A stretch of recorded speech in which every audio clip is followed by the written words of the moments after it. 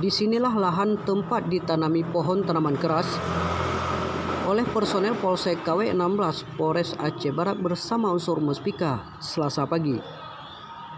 Kegiatan ini adalah program Kapolri melakukan penghijauan untuk masa depan Indonesia lebih baik. Polres Aceh Barat jajarannya serentak melakukan penanaman hari ini di beberapa lokasi.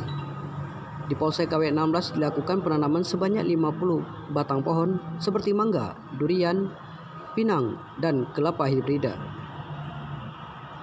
Kegiatan serentak dari program Kapolri melakukan program penghijauan yang mendukung masa depan yang lebih baik untuk anak dan cucu kita.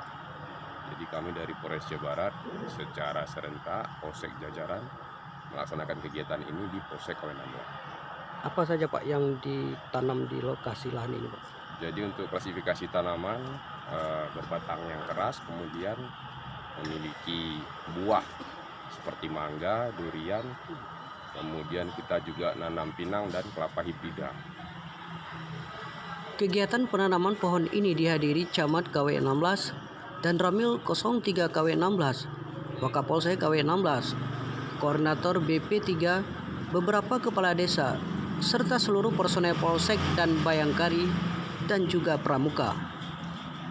Dari Melabu Aceh Barat, Anwar Yunus melaporkan.